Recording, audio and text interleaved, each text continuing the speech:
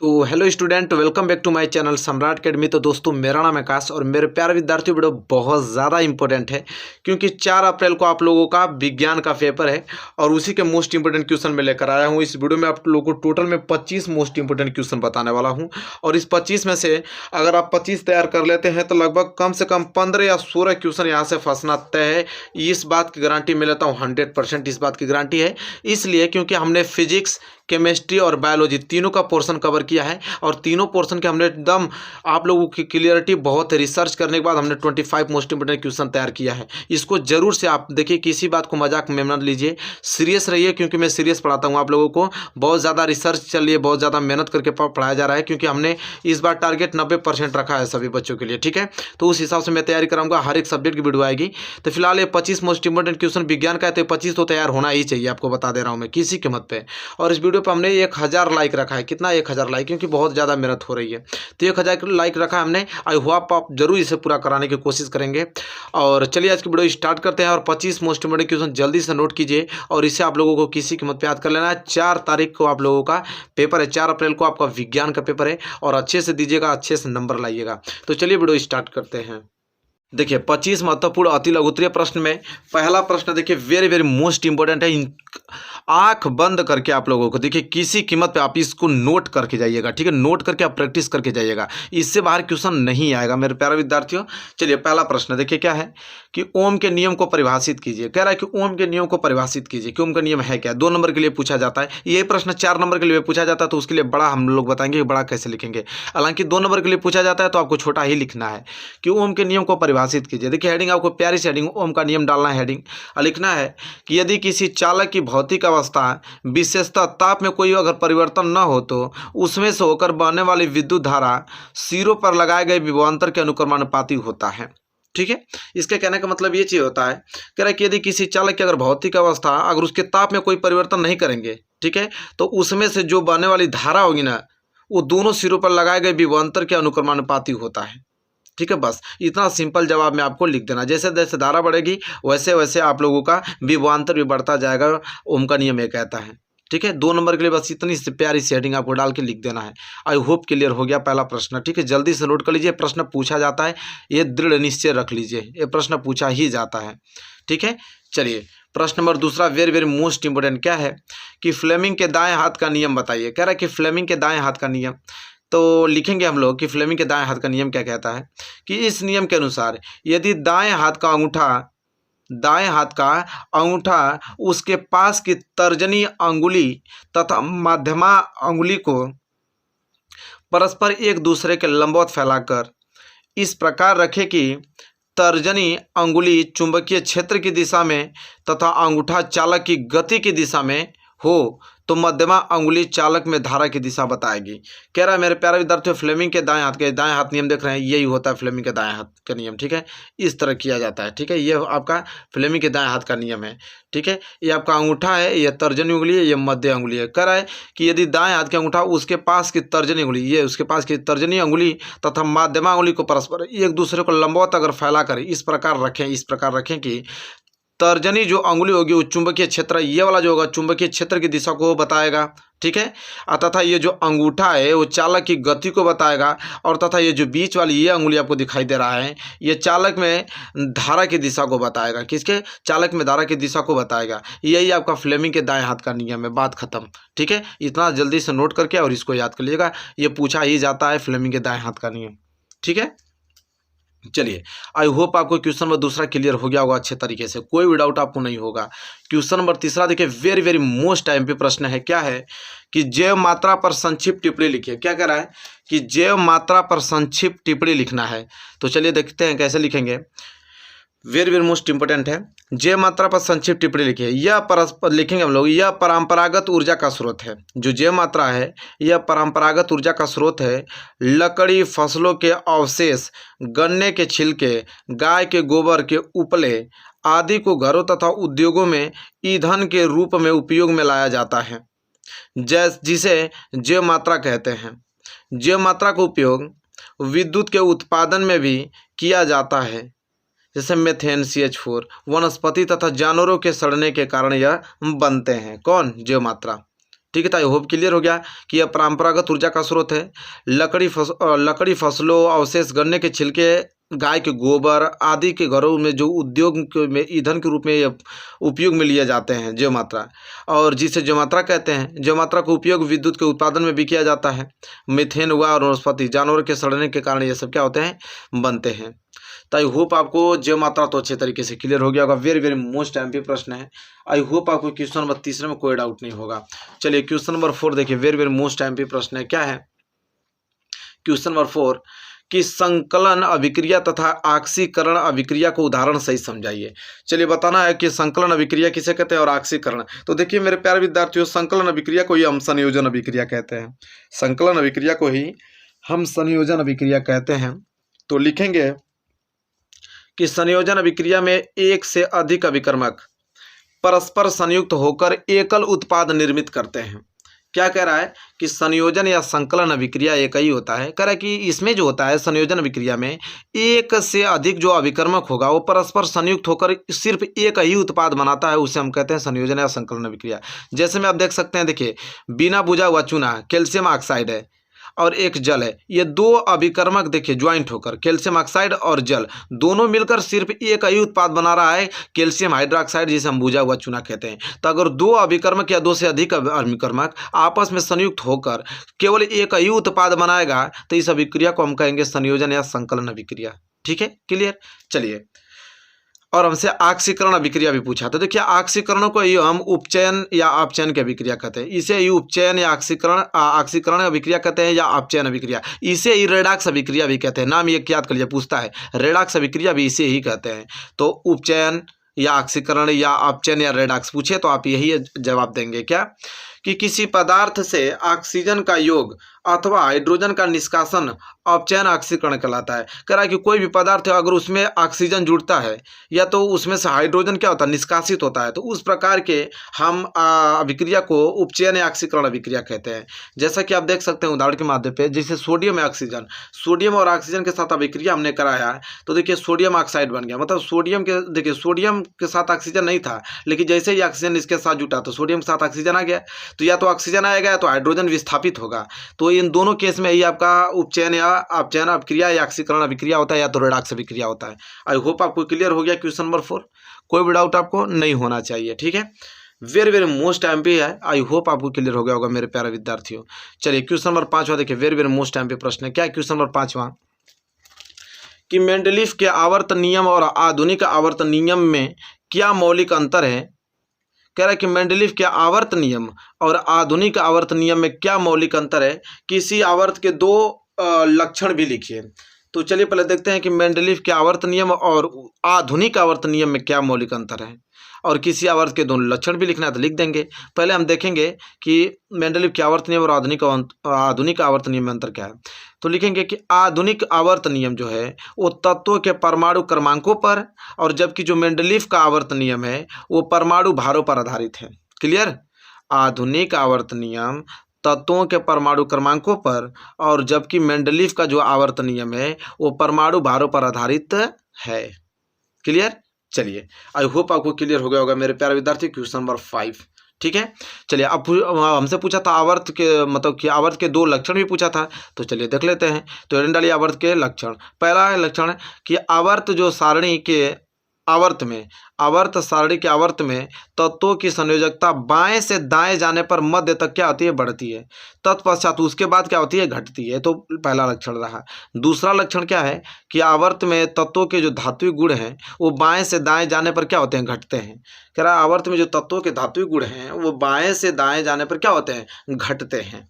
तो ये आपका मेंडलीफ के आवर्त नियम और आधुनिक आवर्त नियम में क्या अंतर था ये भी हमने बता दिया, और किसी आवर्त के दो लक्षण भी हमने बता दिया। ठीक है, तो क्लियर हो गया आप लोगों को प्रश्न number 5 very very most MP था। चलिए क्वेश्चन नंबर 5 क्लियर हो गया, तो क्वेश्चन नंबर 6 की तरफ बढ़ चलते हैं, उसको देखते हैं। Question number 6 very very most MP प्रश्न है। चलिए मेरे प्यारे विद्यार्थियों क्वेश्चन नंबर 6 देखिए, वेरी वेरी मोस्ट इंपोर्टेंट। क्या है कि एक कोशिकीय एवं बहुकोशिकीय जीवों की जनन पद्धति में क्या अंतर है। कह रहा है कि एक कोशिकीय एवं बहुकोशिकीय जीवों की जनन पद्धति में क्या अंतर है। तो कैसे लिखेंगे कि एक कोशिकीय जीवों की अपेक्षा बहुकोशिकीय जीवों को जनन के लिए अपेक्षाकृत अधिक जटिल विधि की आवश्यकता होती है। कह रहा है कि एक कोशिकीय जीवों की अपेक्षा जो होता है ना, वो बहु कोशिकीय जीवों की जनन के लिए जो अपेक्षाकृत है वो अधिक जटिल विधि की आवश्यकता होती है, क्योंकि विशेष कार्य हेतु इनमें विशिष्ट कोशिकाएं संगठित होकर उत्तक का निर्माण करती हैं तथा उत्तक जो है वो संगठित होकर अंग बनाते हैं। शरीर में इनकी स्थिति भी निश्चित होती है तथा उत्तक संगठित होकर अंग बनाते हैं और शरीर में इनकी स्थिति में निश्चित होती है। शरीर में जो इनकी स्थिति है वो निश्चित होती है, जबकि एक कोशिकीय जीव सरल संरचना वाले होते हैं तथा इनमें जनन की कोशिका विशेष कोशिका भी नहीं होती हैं। मतलब कहने का मतलब ये चीज़ कह रहा है, देखिए सिंपल जवाब में आप ये समझिए कि कह रहा है कि पहले बात तो ये कह रहा है कि कोशिकीय जीवों की अपेक्षा जो बहुकोशिकीय है वो बहुत ही ज़्यादा जनन के लिए अपेक्षाकृत अधिक जटिल विधि मानी जाती है बहुकोशिकीय। और कह रहा है क्योंकि इसलिए विशेष मानी जाती है क्योंकि ये विशेष कार्य हेतु इनमें विशिष्ट कोशिकाएं संगठित होकर उत्तक का निर्माण करती हैं और उत्तक क्या होता है, संगठित होकर अंग बना लेते हैं और शरीर में इनकी स्थिति भी निश्चित भी होती है। किनकी? बहु कोशिकीय जीवों की। तथा उत्तक संगठित होकर अंग बनाते हैं, ये तो हमने बताया अभी। और शरीर में इनकी जो स्थिति निश्चित होती है, ये सभी पॉइंट याद करना है। जबकि ये कोशिकीय जीव क्या होते हैं, वो सरल संरचना वाले होते हैं और इनमें जनन की कोई विशेष कोशिकाएं भी नहीं होती हैं। तो दोनों अंतर आपको समझ में आ गया होगा बहुत अच्छे तरीके से। ठीक है, देखिए रट्टा नहीं मरना है, कंसेप्ट को क्लियर करके आपको एग्जाम में पहुंचना है। आई होप आपको क्लियर हो गया होगा कि ये कोशिकीय बहुकोशिकीय जीवों की जनन पद्धति में क्या अंतर है। ठीक है, चलिए क्वेश्चन नंबर 6 क्लियर हो गया ना। क्वेश्चन नंबर 7 देखिए, वेरी वेरी मोस्ट इंपोर्टेंट है। क्वेश्चन नंबर 7 क्या है कि निम्न स्थितियों में प्रयुक्त दर्पण का प्रकार बताइए। कह रहा है कि निम्न स्थितियों में प्रयुक्त दर्पण का प्रकार बताना है। ये 3 स्थितियां थी, बताना है कि तीनों स्थितियों में कौन कौन से दर्पण यूज होगा, ये बताना है। ठीक है, जैसे कहा है इसमें कि किसी कार का अग्रदीप, किसी कार का अग्रदीप जो कि हेडलाइट होता है, और दूसरा किसी वाहन का पश्च दृश्य जो कि साइड मिरर होता है, उसमें कौन सा दर्पण का प्रयोग होता है, और तीसरा सौर भट्टी। ठीक है, इन तीनों को कंडीशन में आपको बताना किस प्रकार का दर्पण यूज होगा। तो पहला है कि किसी कार का अग्रदीप, कोई भी कार देखते हैं आप लोग, उसका हेडलाइट किस दर्पण का होता है। तो मेरे प्यारे विद्यार्थी बताना चाहूँगा वो अवतल दर्पण का होता है। इसलिए अवतल दर्पण का होता है क्योंकि यह प्रकाश का शक्तिशाली किरण पुंज प्रदान करता है, वो प्रकाश की किरणों को इस तरह फैलाता है। इसलिए किसी कार का जो हेडलाइट होता है वो कि कौन सा दर्पण का होता है, अवतल दर्पण का। दूसरा कि किसी वाहन का पास से दृश्य साइड मिरर, मतलब जो भी आप 2 व्हीलर चलाते हैं 4 व्हीलर, तो साइड मिरर नहीं लगा होता है बगल में, जिसमें आप देखते हैं कि पीछे से कोई वाहन आ रहा है या नहीं आ रहा है। ठीक है, तो वो किस दर्पण का यूज होता है, तो वो उत्तल दर्पण का होता है। क्योंकि इसलिए उत्तल दर्पण का होता है क्योंकि सीधा अपितु छोटा तथा आभासी प्रतिबिंब बनाते हैं तथा इनकी दृष्टि क्षेत्र भी अधिक होता है। क्योंकि उत्तल दर्पण में दूर रखी वस्तुओं का एक छोटा सा प्रतिबिंब बनता है, वो भी सीधा बनता है, ताकि दूर वो हम लोग साइड से पीछे से देखते हैं तो दूर से ही कोई अगर ट्रक या बस रेलगाड़ी कोई भी आता है तो हमको शीशा में दिखाई दे देता है कि कोई आ रहा है। ठीक है, उसका सीधा प्रतिबिंब भी बनता है उसमें, क्योंकि उत्तल दर्पण लगा होता है। ठीक है, चलिए तीसरा है कि सौर भट्टी, कि सौर भट्टी में कौन से दर्पण का यूज होता है। तो देखिए अवतल दर्पण का यूज होता है। इसलिए होता है क्योंकि यह सूर्य के प्रकाश को क्या करता है, सूर्य के प्रकाश के कक्ष के क्षेत्र को केंद्रित कर देता है। ठीक है, इसलिए अवतल दर्पण का यूज होता है यहाँ पे। तो देखिए 3 कंडीशन दिया था, तीनों में बताना था कि किस दर्पण का यूज होगा। आई होप आपको क्लियर हो गया होगा, हमने बहुत अच्छे तरीके से आप लोगों को बताया हूँ। ठीक है, चलिए क्वेश्चन नंबर ये 7 था, क्लियर हो गया ना। तो क्वेश्चन नंबर 7 क्लियर। तो क्वेश्चन नंबर 8 की तरफ बढ़ चलते, इसको हटाते हैं। और क्वेश्चन नंबर 8 तो वेरी वेरी मोस्ट एमपी प्रश्न है। क्या है कि वायु में जलाने से पहले मैग्नीशियम के फीते को साफ क्यों किया जाता है। कह रहा है कि अगर वायु में जलाने से पहले मैग्नीशियम का फीता जो होता है उसको हम साफ क्यों करते हैं। तो देखिए सिंपल आप जवाब देंगे कि मैग्नीशियम की अभिक्रियाशीलता अधिक होने के कारण यह वायुमंडलीय ऑक्सीजन तथा नमी से अभिक्रिया करके मैग्नीशियम ऑक्साइड तथा हाइड्रोक्साइड एक अक्रिय परत बना लेता है। अतः मैग्नीशियम धातु को जलाने से पूर्व इसे रेत पत्र से रगड़कर हटाना आवश्यक है। इसके कहने का मतलब सिंपल यह है कि मैग्नीशियम है जो है, मान लीजिए कि मैग्नीशियम एक पट्टी है, तो मैग्नीशियम जो है अधिक अभिक्रियाशील वाला तत्व है। या जैसे यहाँ पे मैं खुला में छोड़ दूंगा इसको, तो यह वायु में उपस्थित ऑक्सीजन या नमी के कारण, ठीक है, यह अभिक्रिया कर इस पे आपका मैग्नीशियम ऑक्साइड या हाइड्रोक्साइड की परत जम जाती है। तब परत जम जाती है तो इसको जलाते हैं तो जल्दी जलता नहीं है, इसलिए पहले इसको परत को हम साफ करते हैं बालू पेपर से। तो बालू पेपर से तब साफ कर लेते हैं, तब इसके बाद वायु में जलाते हैं तो ये जलने लगता है। तो आई होप क्लियर हो गया ना कि वायु में जलाने से पहले मैग्नीशियम के फीते को साफ क्यों किया जाता है। ठीक है, चलिए प्रश्न नंबर 8वां था और बहुत ही ज़्यादा वेरी वेरी मोस्ट एमपी था प्रश्न नंबर 8वां। ठीक है, प्रश्न नंबर 9 देखिए, वेरी वेरी मोस्ट एमपी क्या है कि प्रकाश के अपवर्तन संबंधी स्नेल के नियम को लिखिए तथा समझाइए। कह रहा है कि प्रकाश के अपवर्तन संबंधी स्नेल के नियम को लिखना है तथा समझाना है। तो सिंपल आप जवाब देंगे कि आपतन कोण की ज्या, देखिए आपतन कोण की ज्या जो साइन आई है वह अपवर्तन कोण की ज्या साइन आर का अनुपात किन्हीं दो माध्यमों के लिए क्या होता है, नियतांक होता है, जिसे हम ये भी कह सकते हैं कि दूसरे माध्यम का पहले माध्यम के सापेक्ष अपवर्तनांक कह सकते हैं। चित्र देख रहे हैं, ये माध्यम पहला है, माध्यम दूसरा है, मध्य पर वायु है, माध्यम दूसरा में क्या है, कांच है। ठीक है, तो प्रकाश के अपवर्तन जो स्नेल का नियम होता है, स्नेल का नियम ये कहता है कि आपतन कोण की जो साइन आई है, अपवर्तन कोण की जो साइन आर है, इन दोनों का अनुपात देखा जाता है एक फिक्स नियतांक होता है, जिसे हम ये भी कह सकते हैं कि दूसरे माध्यम का पहले माध्यम के सापेक्ष अपवर्तनांक, मतलब देखिए दूसरे माध्यम का पहले माध्यम के सापेक्ष अपवर्तनांक बराबर क्या होता है, sine I upon sine R बराबर क्या होता है, दोनों माध्यमों के लिए नियतांक होता है। और इस नियम को हम क्या कहते हैं, स्नेल का नियम कहते हैं। बात खत्म। ठीक है, तो आई होप क्लियर हो गया ना प्रश्न नंबर 9 आप लोगों को, कोई भी डाउट नहीं होना चाहिए। देखिए कितना सिंपल है, प्यारा सा जवाब आपको मिला होगा। चलिए प्रश्न नंबर 10वां देखिए, वेरी वेरी मोस्ट एमपी प्रश्न नंबर 10वां क्या है कि जीवाश्म को परिभाषित कीजिए, एक उदाहरण के साथ उसके महत्व को समझाइए। वेरी वेरी मोस्ट एमपी प्रश्न है, क्या है कि जीवाश्म को परिभाषित कीजिए और एक उदाहरण के साथ उसके महत्व को समझाइए। तो चलिए सबसे पहले देखते हैं कि जीवाश्म को परिभाषित करेंगे। ठीक है, तो एक उदाहरण के माध्यम से उसको समझाना भी है। तो लिखेंगे हम कि पत्थरों अथवा पहाड़ों पर प्राचीन काल के जंतु एवं पौधे के अवशेष पाए जाते हैं। तो हम देखने वाला कि जीवाश्म होता क्या है। तो कह रहा है कि पत्थरों अथवा पहाड़ों पर प्राचीन काल के जंतु एवं पौधे के अवशेष पाए जाते हैं और इन अवशेषों को हम क्या कहते हैं, जीवाश्म कहते हैं। कह रहा बहुत सारे पहले के पत्थर हैं, बहुत सारे पहाड़ हैं। ठीक है, ठीक है, उनके प्राचीन काल के उसमें जंतु पौधे के अवशेष पाए जाते हैं और इन अवशेषों को हम जीवाश्म कहते हैं। और उदाहरण के तौर पे मैं बता दूं कि बर्फ में सुरक्षित जीवों में जैसे माद, गेंडा, मोलस्क जीवों के कवच आदि जीवाश्मों की सहायता से विभिन्न कालों में हुई घटनाओं का पता चलता है। जीवाश्म के कारण ही मालूम चलता है कि ये कौन सी घटना किस सन में हुई थी, कितना पुराना है। ठीक है, घटना हुआ है। ठीक है, घटनाओं का पता चलता है तथा पौधों व जंतुओं के विकास के क्रम का पता चलता है। पत्थर की आयु से जीवाश्म की आयु ज्ञात की जा सकती है। कारण पत्थर की आयु से हम जीवाश्म की आयु ज्ञात करके बता सकते हैं कि कितना साल पुराना ये जीवाश्म था, उनकी आयु कितनी थी। ठीक है, यह रेडियोधर्मी पदार्थ के द्वारा निर्धारित की जा सकती है। तो यह प्रश्न था कि जीवाश्म को परिभाषित कीजिए, एक उदाहरण के साथ उसके महत्व को भी समझाने के लिए बोला था। तो आई होप क्लियर हो गया होगा, क्योंकि वेरी वेरी मोस्ट इंपॉर्टेंट प्रश्न मैं आप लोगों को बता रहा हूँ। ठीक है, ये प्रश्न नंबर क्या है, 10वां। और आई होप आपको प्रश्न नंबर 10वां बहुत अच्छे तरीके से क्लियर हो गया होगा, कोई भी डाउट आपको नहीं होगा मेरे प्यारे विद्यार्थियों। ठीक है, चलिए प्रश्न नंबर 10वां क्लियर। और इसी के साथ हम बढ़ेंगे अगले प्रश्न की तरफ, प्रश्न नंबर 11 की तरफ। देखिए प्रश्न नंबर 11 क्या है कि निकट दृष्टि दोष किसे कहते हैं। बहुत ज़्यादा मोस्ट इंपॉर्टेंट है कि निकट दृष्टि दोष कहते हैं, किसे कहते हैं, 2 नंबर के लिए पूछेगा। तो देखिए निकट दृष्टि दोष से पीड़ित व्यक्ति को निकट की वस्तुएं तो स्पष्ट दिखाई देती हैं, परंतु दूर की वस्तु स्पष्ट दिखाई नहीं देती है। अर्थात हमें कह सकते हैं कि नेत्र का जो दूर बिंदु है वो अनंत पर न होकर कहाँ जाता है, कुछ पास आ जाता है।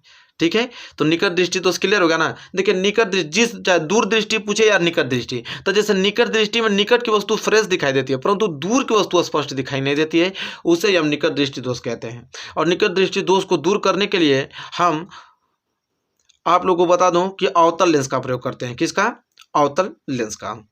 तो आई होप क्लियर हो गया होगा, अवतल लेंस का यूज करते हैं निकट दृष्टि दोष को दूर करने के लिए। क्लियर है प्रश्न number 11, very very most time पे था। आई होप क्लियर हो गया होगा आप लोगों को बहुत अच्छे तरीके से। और question number 12 very very most time पे प्रश्न है, क्या है कि एक इलेक्ट्रॉन पर कितना तथा कैसा आवेश होता है। देखिए बहुत प्यारा प्रश्न है, कह रहा है कि एक इलेक्ट्रॉन पर कितना तथा कैसा आवेश होता है। तो सिंपल जवाब देंगे कि इलेक्ट्रॉन का एक ऋणावेशित कण होता है। जो इलेक्ट्रॉन है वो एक ऋणावेशित कण होता है तथा इस पर कितना ऋणावेश होता है, तो 1.6 × 10⁻⁻19 कूलाम ऋणावेश होता है। ठीक है, वेरी वेरी मोस्ट टाइम पे प्रश्न है मेरे प्यारे विद्यार्थियों। और इसे क्लियर करके जाइएगा, बहुत बार एग्जाम में आ चुका है। तो एक इलेक्ट्रॉन पर कितना तरह कैसा आवेश होता है, तो इलेक्ट्रॉन पर ऋणावेशित कण इस पर कितना 1.6 × 10⁻⁻19 कूलाम ऋणावेशित होता है। क्लियर। चलिए प्रश्न नंबर 13 की तरफ बढ़ चलते हैं। प्रश्न नंबर 13, ये प्रश्न बहुत बार एग्जाम में आ चुका है कि 1 किलोवाट घंटा में कितने जूल होते हैं गणना करने के लिए बोलेगा। ठीक है, डायरेक्ट आंसर नहीं बताना है, तो आपको हमको बताऊंगा कि चेंज करके कैसे आप लिखेंगे कि 1 किलोवाट घंटा में कितने जूल होते हैं। तो देखिए 1 किलोवाट घंटा, तो 1 किलोवाट, तो हम 1 किलोवाट घंटा में इसको कैसे लिख सकते हैं, तो 1000 वाट और गुणे 1 घंटा लिख देंगे, क्योंकि 1 किलोवाट घंटा, तो 1 घंटा में कितना किलोवाट, 1000 वाट। ठीक है, अब देखिए वाट को हम जूल प्रति सेकंड में चेंज कर देंगे तो ये हो जाएगा 1000 वाट को क्या लिख देंगे, जूल प्रति सेकंड, और घंटा को अगर सेकंड में चेंज करेंगे तो ये घंटा में 3600 सेकंड होता है। और गुणा कर देंगे तो यहाँ पे आ जाएगा आपका इकाई दाई सैकड़ा हजार 10 लाख 10 लाख 36 लाख आ जाएगा, 36 लाख। ठीक है, और 36 लाख को मैं क्या लिख सकता हूँ यहाँ पे, ये सेकंड से सेकंड कट जाएगा ना, देखिए सेकंड से सेकंड कट गया, इसको गुणा करेंगे तो 36 लाख को मैं लिख सकता हूँ 3.6 × 10⁻6 जूल, 3.6 × 10⁻6 जूल में लिख सकता हूँ। तो 1 किलोवाट घंटा में कितने जूल होते हैं, तो 3.6 × 10⁻6 जूल। ये पूरा का पूरा स्टेप लिखना है, क्योंकि गणना करने के लिए हमसे बोला है, तो हमें ये सब स्टेप लिखना बहुत ही ज़्यादा जरूरी है। तो आई होप आपको क्वेश्चन नंबर 13 क्लियर हो गया ना, कोई भी डाउट नहीं होना चाहिए, बिल्कुल भी नहीं होना चाहिए। Question number 14 very very most time पे प्रश्न है, क्या है, संतुलित आहार किसे कहते हैं। क्या बोल रहा है कि संतुलित आहार किसे कहते हैं, तो चलिए जानते हैं कि संतुलित आहार किसे कहते हैं। कह रहा है कि यह भोजन, अरे सॉरी वह भोजन, देखिए संतुलित आहार किसे कहते हैं, वह भोजन जिसमें भोजन के सभी घटक वसा, कार्बोहाइड्रेट, विटामिन, प्रोटीन, खनिज, लवण तथा जल आवश्यक तथा संतुलित मात्रा में उपस्थित हो, संतुलित आहार कहलाता है। वह भोजन जिसमें भोजन के सभी घटक, जिसमें भोजन के सभी घटक जो पाए जाते हैं, चाहे वसा हो, कार्बोहाइड्रेट हो, विटामिन, प्रोटीन, खनिज, लवण, जल आवश्यक तथा संतुलित मात्रा में उपस्थित हो, उसी को हम कहते हैं संतुलित आहार कहलाता है। संतुलित आहार क्लियर हो गया आप लोगों को। ये क्वेश्चन नंबर 14 था, आई होप क्लियर हो गया होगा बहुत अच्छे तरीके से आप लोगों को, कोई भी डाउट आपको नहीं होगा इसमें। ठीक है, चलिए question number 15 very very most important प्रश्न है, क्या है कि एथाइन का इलेक्ट्रॉन बिंदु सूत्र लिखिए। एथाइन का इलेक्ट्रॉन बिंदु, एथाइन का सूत्र क्या होता है, C2H2। ठीक है, तो यहाँ पे कार्बन कितना है, तो 2, तो यहाँ लिखूंगा कार्बन कार्बन। एथाइन है तो आपका ट्रिपल बॉन्ड से ज्वाइंट होगा, तो ट्रिपल बॉन्ड इधर एक बॉन्ड, तो मिलकर कार्बन की संरचना कितनी होती है, 4, तो 4 AB बना दिया, और 3 और 1 4 AB बना दिया। देखिए 3 और 1 4 बन गया ना, बिल्कुल बन जाना चाहिए। देखिए कार्बन का 3 इधर 1 इधर 4, तो इसको आपको इलेक्ट्रॉन बिंदु संरचना कैसे लिखेंगे, इस तरह, एक कार्बन, तो कार्बन में बाहरी कोश में इलेक्ट्रॉन संख्या 8 होना चाहिए, तो 1 2 3 3 3 6 6 2 8। और हाइड्रोजन का जो आपका संरचना 2 होता है, तो देखिए 2 हाइड्रोजन ले लिया, यहाँ पे भी हाइड्रोजन 2, और इसमें भी कार्बन आपका कितना 8, इस वाले में भी कार्बन देखिए 8।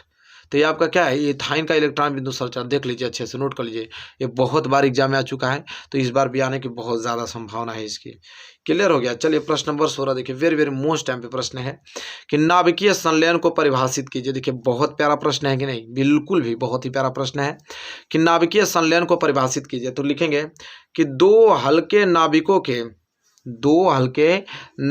के परस्पर संयुक्त होकर एक भारी नाभिक बनाने की प्रक्रिया को हम नाभिकीय संलयन कहते हैं। कह रहा है कि दो हल्के हल्के नाभिक हैं, अगर वो आपस में संयुक्त होकर एक भारी नाभिक बनाने की प्रक्रिया को हम क्या कहते हैं, नाभिकीय संलयन कहते हैं। और इस अभिक्रिया में जो है बहुत अधिक ऊर्जा उत्सर्जित होती है, और इस ऊर्जा पर नियंत्रण नहीं किया जा सकता। भाई इतना ज़्यादा ऊर्जा निकलती है कि इस ऊर्जा पर हम नियंत्रण कर ही नहीं सकते हैं। तो नाभिकीय संलयन क्लियर हो गया आप लोगों को, बहुत ज़्यादा मोस्ट इंपॉर्टेंट ये प्रश्न था नाभिकीय संलयन वाला। चलिए प्रश्न number 17 very very most time पे प्रश्न, क्या है प्रश्न नंबर 17 कि पुरुषों में पाए जाने वाले लिंग गुणसूत्र का विवरण दीजिए। कह रहा है कि पुरुषों में जो पाए जाने वाले लिंग गुणसूत्र होते हैं उनका विवरण देने के लिए बोला है। तो चलिए देखते हैं कि पुरुषों में कौन लिंग गुणसूत्र पाए जाते हैं। तो लिखेंगे कि लिंग निर्धारण करने वाले गुणसूत्र लिंग गुणसूत्र कहलाते हैं। लिंग निर्धारण करने वाले जो गुणसूत्र होते हैं उसे हम लिंग गुणसूत्र कहते हैं या कहलाते हैं। इन्हें हम हेरेटोसोम भी कहते हैं, और लिंग गुणसूत्र नर और मादा दोनों में अलग अलग होते हैं, और यह प्रायः यक्ष और वाई गुणसूत्र कहलाते हैं। और मनुष्य में जो लिंग निर्धारण इन्हीं गुणसूत्रों द्वारा होता है, मनुष्य में जो भी लिंग निर्धारण होता है वो इन्हीं गुणसूत्रों यक्ष और वाई के गुणसूत्रों द्वारा ही होता है। और पुरुषों में पाए जाने वाले जो लिंग गुणसूत्र है वो यक्ष कमा और वाई होता है, मतलब यक्ष वाई होता है पुरुषों में। ठीक है, महिलाओं में तो यक्स यक्स होता है। क्लियर है। तो पुरुषों में पाए जाने वाले लिंग गुणसूत्र का विवरण देने के लिए बोला था, बहुत अच्छे तरीके से हमने आप लोगों को डिस्कस किया। ये प्रश्न इतना ज़्यादा मोस्ट इंपोर्टेंट कि हमेशा बोर्ड एग्जाम में पूछा जाता है। ठीक है, यहाँ से तो प्रश्न बनना तय है, तो मेरी गारंटी आप लोगों को है। ठीक है, इसको अब तैयार करके ही पहुँचे एग्जाम में। चलिए, प्रश्न number 18 very very most important है। क्या है प्रश्न नंबर 18 कि तेल तथा वसायुक्त खाद्य पदार्थों को नाइट्रोजन से प्रभावित क्यों किया जाता है। कह रहा है कि तेल तथा वसायुक्त खाद्य पदार्थों को नाइट्रोजन से प्रभावित क्यों किया जाता है। तो लिखेंगे हम लोग कि तेल व वसायुक्त पदार्थ बनने के कुछ घंटे उपरांत वायु की उपस्थिति में ऑक्सीकृत हो जाने के कारण दूषित हो जाते हैं। कह रहा है कि तेल व वसायुक्त पदार्थ बनने के कुछ घंटे के उपरांत वायु की उपस्थिति में जो ऑक्सीकृत हो जाने के कारण वो क्या हो जाते हैं, दूषित हो जाते हैं, अर्थात उनके जो स्वाद व गंध में परिवर्तन हो जाता है।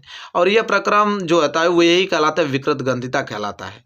परंतु यदि इन खाद्य पदार्थों को बनाने के उपरांत तुरंत ही नाइट्रोजन गैस अक्रिय युक्त पैकेटों में पैक कर दिया जाता है तो विकृत गंधिता की प्रक्रिया नहीं होती है, वह खाद्य पदार्थ संचरित रहते हैं। मतलब इसके कहने का मतलब है कि तेल या वसायुक्त जो भी पदार्थ उससे बनता है अगर खुला में रख देंगे तो वायु के साथ अभिक्रिया करके उसके रंग और गंध में परिवर्तन कर देगा, लेकिन वही नाइट्रोजन के साथ अगर रख देंगे उसको, नाइट्रोजन गैस के साथ, तो अभिक्रिया नहीं करता है, इसलिए लंबे समय तक टिका रहता है। इसलिए तेल और वसायुक्त खाद्य पदार्थों में नाइट्रोजन हम लोग भरते हैं। जो भी पैकेट वाला जितना सामान आता है, कुरकुरे वगैरह जो भी बिस्कुट वगैरह खाते हैं जो, उसमें नाइट्रोजन ही गैस भरा होता है, इसलिए वो खराब नहीं होता। जैसे उसको फाड़ के छोड़ दीजिए आप 10 मिनट के लिए, देखिएगा पूरा स्वाद, उसका रंग, सब गंध चेंज हो जाएगा उसका। ठीक है, ऑक्सीजन के साथ अभिक्रिया कर लेता है वह। तो आई होप आपको क्लियर होगा ना। Question number 18 very very most time पे था, आई होप आपको क्लियर हो गया होगा अच्छे तरीके से। क्वेश्चन नंबर 18 क्लियर हो गया। क्वेश्चन नंबर 19 देखिए, very most important. Question number 19 क्या है, बहुत ही ज़्यादा मोस्ट इंपोर्टेंट प्रश्न है। यह है कि जुगनू रात में ही क्यों चमकते हैं। प्रश्न यह है कि जुगनू जो है वो रात में ही क्यों चमकते हैं। तो देखेंगे हम कि जुगनू रात में ही क्यों चमकते हैं भाई।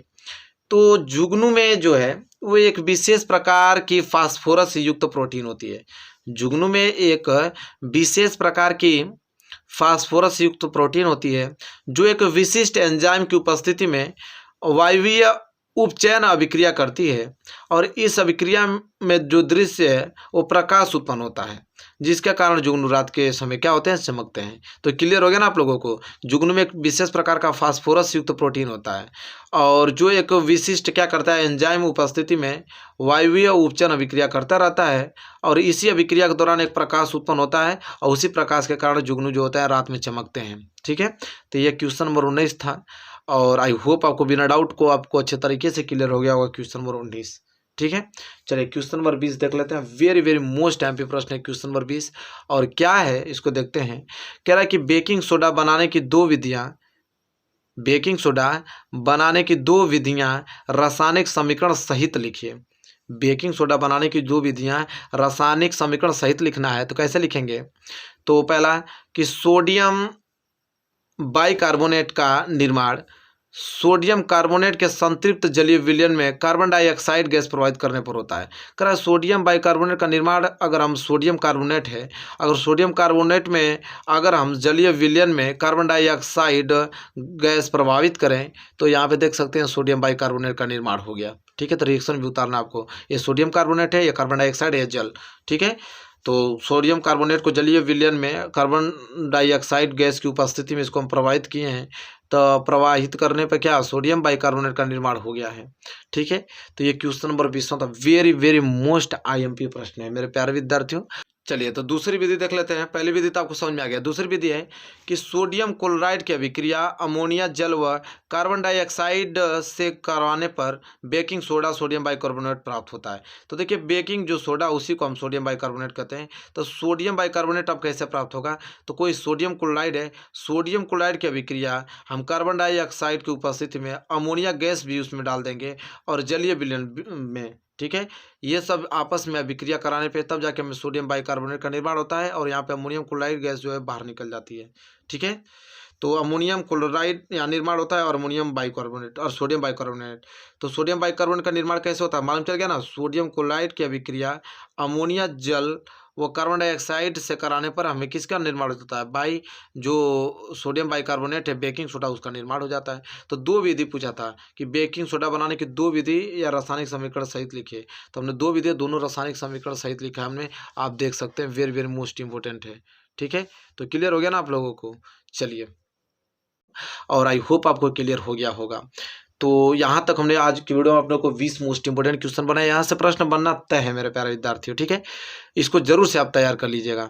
तो आई होप आपको क्लियर हो गया होगा। ये प्रश्न number 20 very very most MP प्रश्न है, और इन प्रश्नों को तैयार करके ही आपको बोर्ड एग्जाम में पहुँचना है और अच्छा मार्क्स लाना है। तो मेरे प्यारे विद्यार्थी, वीडियो आपको कैसे लगी बताइए। वीडियो अच्छी लगी तो प्लीज़ लाइक कीजिए, और चैनल पर नया है तो चैनल को सब्सक्राइब करके बेल आइकन को प्रेस कर लीजिए। मिलेंगे एक प्यारे से नेक्स्ट वीडियो में, तब तक के लिए धन्यवाद। तैयारी ज़बरदस्त तरीके से करना है, क्योंकि टाइम टेबल आ गया है, बहुत ही ज़्यादा नज़दीक पेपर आप लोगों का है।